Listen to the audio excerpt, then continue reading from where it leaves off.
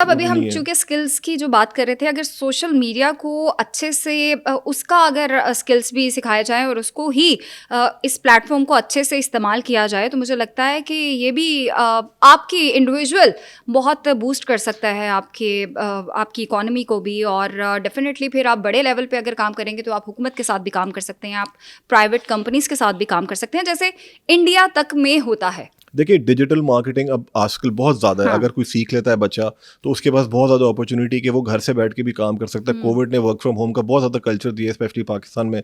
पहले इसको और कंसिडर कोविड के नहीं किया बाद तो जाता था। वैसे ही बहुत कोविड के ज़्यादा बाद हो बहुत गया ज़्यादा था। हो गया, डिजिटल मीडिया का दौर है। अगर आप अच्छा हुनर सीख लेते हैं, बहुत सारे अच्छे इन्फ्लुएंसर्स भी हैं हुँ, जो अच्छा काम करते हैं। हुँ, जो घरेलू खवातीन हैं वो घर में बैठ के कुकिंग क्लासेस या कोई इस तरह की चीज़ें या सिलाई हुँ, कढ़ाई का कोई भी काम अपने सोशल मीडिया चैनल के ऊपर कर सकते हैं।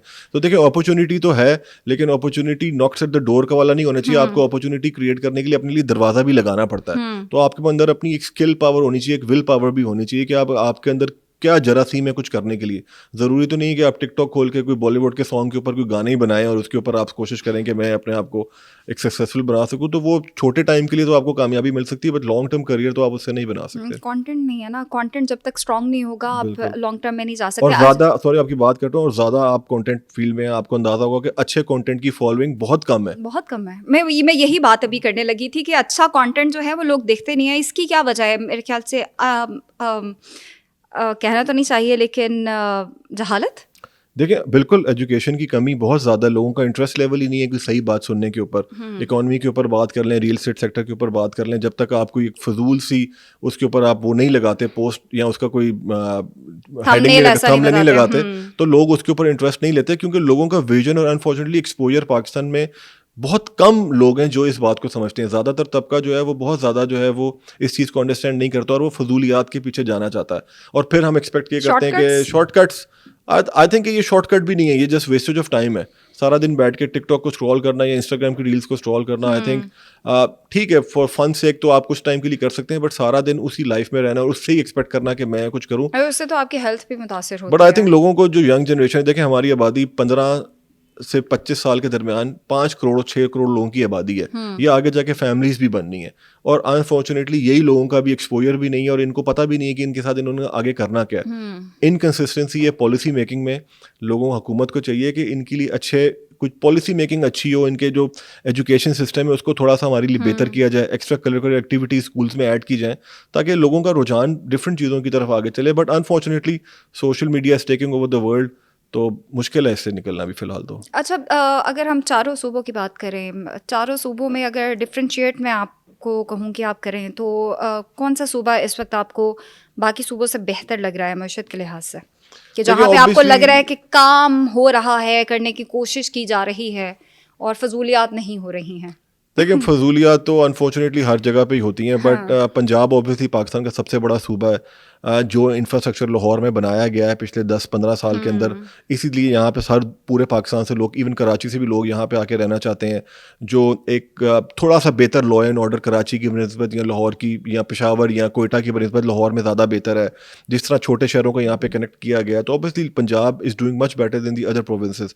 बट अनफॉर्चुनेटली सिर्फ लाहौर के ऊपर सारा प्रेशर आ रहा है अभी इस वक्त पूरे मुल्क का। हुँ। तो जब तक हम कराची में, हैदराबाद में, पेशावर के साथ जो छोटे शहर हैं वहाँ पे, या इवन कोयटा के साथ जो छोटे शहर वहाँ पे काम नहीं करेंगे, तो लाहौर की आबादी तेज़ी से बढ़ रही है। जो सड़कें अभी बनी हुई हैं, अगले 5 साल में तो यहाँ पे ट्रू गाड़ी दैट। चलाना मुश्किल हो जाएगा। लाहौर जा मुझे तो लगता है लाहौर अब पता नहीं कहाँ पे पहुँच गया है, और आने वाले दिनों में वो फैसलाबाद से हाँ अटैच जी, हो जी, जाएगा। जी, बिल्कुल। अच्छा, 4 से 5 ऐसे पॉइंट्स आपसे पूछना चाहूँगी कि आपको लगता है कि इन पॉइंट्स पे या इन सर्कल्स पे अगर काम करे हमारी हुकूमत, तो मईशत में मज़ीद बेहतरी आ सकती है या एक आम आदमी को उससे फ़ायदा हो सकता है? देखिए मैक्रो इकोनॉमिक्स पे तो काम करना ज़रूरी है, बट माइक्रो इकोनॉमिक्स जिसमें हुँ, छोटे छोटे जो इन्फ्लुएंसर्स हैं, छोटे छोटे जो आईटी सेक्टर पे लोग काम करने वाले हैं, इनको सपोर्ट किया जाए। हुँ, आई थिंक अगर रियल स्टेट सेक्टर के ऊपर थोड़ा सा हुकूमत इसको हिट करने के बजाय अगर ये अंडरस्टैंड करे कि रियल स्टेट जो है वो एक सोल्यूशन भी हो सकती है, हुँ, जिसमें एम्प्लॉयमेंट अपॉर्चुनिटी, बिजनेस अपॉर्चुनिटी, जो ओवरसीज़ का पैसा है वो पाकिस्तान आ सकता है। ये दो सेक्टर्स हैं, इनके ऊपर काम कर सकते हैं।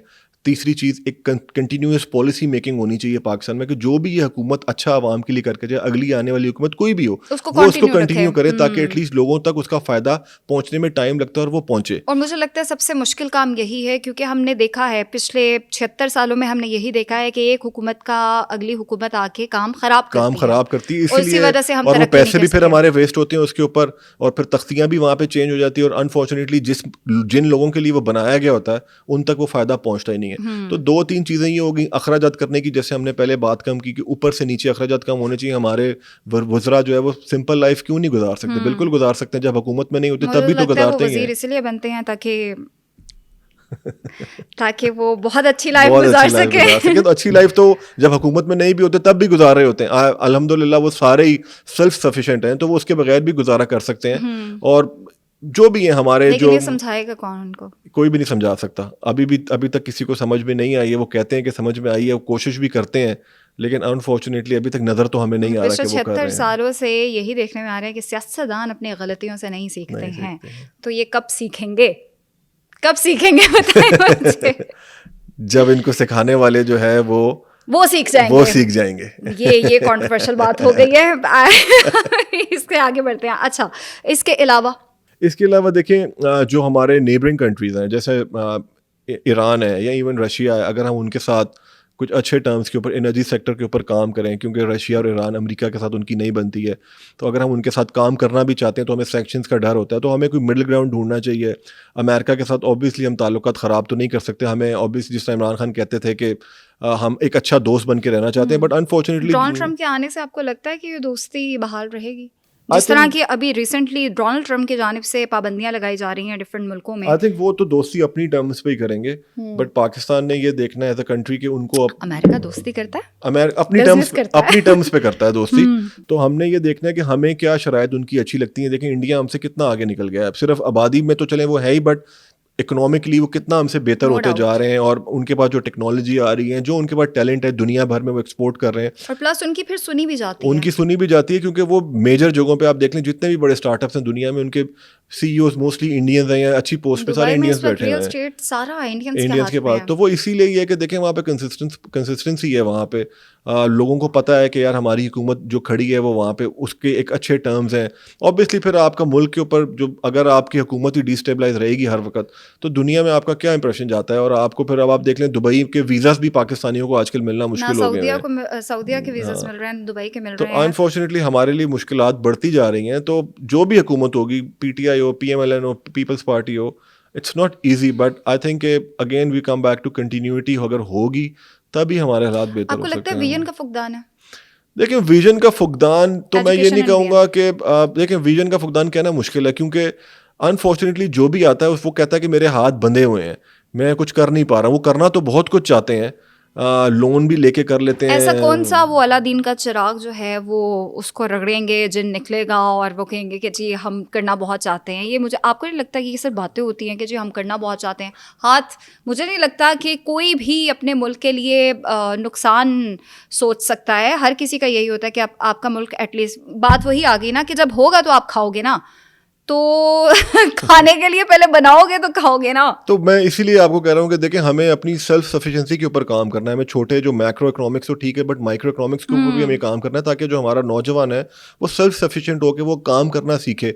जब वो काम करेगा, एम्प्लॉयमेंट अपॉर्चुनिटी बढ़ेगी, तो आपका टैक्स नेट भी बढ़ेगा। इस तरह हम कब तक जो है वो आईएमएफ से, पहले आईएमएफ से लोन आता था, अब हम इंतजार करते हैं कि आईएमएफ का लोन आए तो खुश होते हैं कि जी आईएमएफ का लोन आ गया। कब तक ऐसा चलता रहेगा? तो जो भी यंग जनरेशन अभी आ रही है, 18 साल से ऊपर लोग, तेजी के साथ हमारी आबादी बढ़ रही है, तो इनको सेल्फ सफिशिएंसी देनी है, इनको एक